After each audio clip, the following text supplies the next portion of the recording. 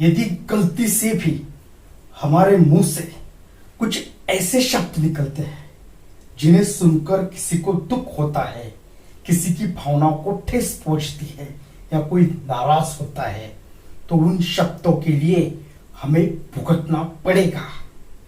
या फिर गलती से भी हमसे कुछ ऐसे कर्म हो जाते हैं जिनकी वजह से किसी को नुकसान होता हो, किसी को तकलीफ होती हो, किसी को पीड़ा होती हो, तो उन कर्मों के लिए हमें भुगतना पड़ेगा। फिर चाहे हम कोई भी हो, अमीर हो, गरीब हो, राजा हो, रंग हो, फकीर हो, कोई बड़े धर्मात्मा हो या फिर कोई परमात्मा ही क्यों न हो, हमें भुगतना पड़ेगा। इसके लिए कोई अपवाद नहीं है, यह एक निर्विवाद सत्य है। फिर चाहे आप कोई भी हो। राजा दशरथ कौन थे?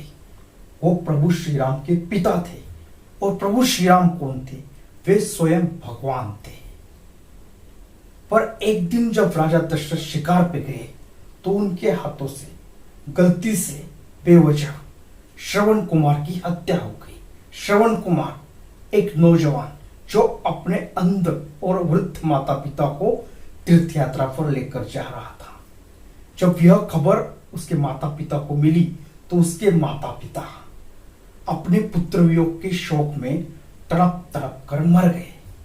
तो इसी कर्म के फलस्वरूप राजा दशरथ, जिनको चार चार पुत्र थे, चारों के चार महान बलशाली स्वयं ईश्वरी अवतार, ऐसे चार पुत्र, यह पुत्र होने के बावजूद भी अपने कर्मों के फलस्वरूप राजा दशरथ वृद्धावस्था में पुत्र वियोग के शोक में तड़प तड़प कर मर गए। राजा दशरथ यानी प्रभु श्री राम के पिता, मतलब भगवान के बाप को भी किए हुए कर्मों के फलों से छुटकारा नहीं है, तो भला हम कैसे बच सकते हैं? हम नियमित रूप से मंदिर, मस्जिद, चर्च, गुरुद्वारे, विहार इत्यादि प्रार्थना स्थलों पर जाते हैं। पूजा अर्चा, ज्ञान, जप, तप, यज्ञ, यह सब कर्म करते हैं। तो उसका जो अच्छा फल है वो हमें जरूर मिलेगा, निसंदेह मिलेगा, कोई दो राय नहीं। पर उसके साथ यदि हम कोई बुरे कर्म करते हैं और सोचते हैं कि यहाँ पर जाने से उन कर्मों के फलों में हमें कोई डिस्काउंट या कोई कंसेशन मिल जाएगा, तो यह हमारा सबसे बड़ा भ्रम है। क्योंकि मूर्ख हम इंसान को बना सकते हैं, भगवान को नहीं, क्योंकि उसने हमें बनाया है, हमने उसे नहीं।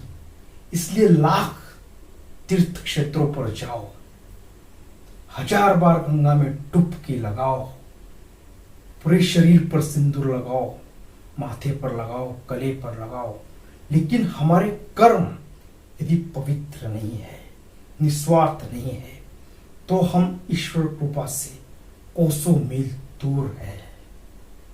इससे उलट यदि हम कुछ नहीं करते, पर जो हमारा कार्य है, जो हमारा प्रोफेशन है, वह यदि पूरी पवित्रता के साथ, निस्वार्थता के साथ, ईमानदारी से करते हैं, तो पूरी संभावना है कि वह हमारे कर्म ही धर्म, यज्ञ, पूजा बन जाएंगे और ईश्वर हमारे ऊपर कृपा करेंगे। इसमें पूरी संभावनाएं है। शायद इसीलिए तो कहते हैं कि कर्म यदि तेरे अच्छे हैं तो तकदीर तेरी दासी है, और मन तेरा साफ है तो घर में मत राकाशी है। जय हिंद।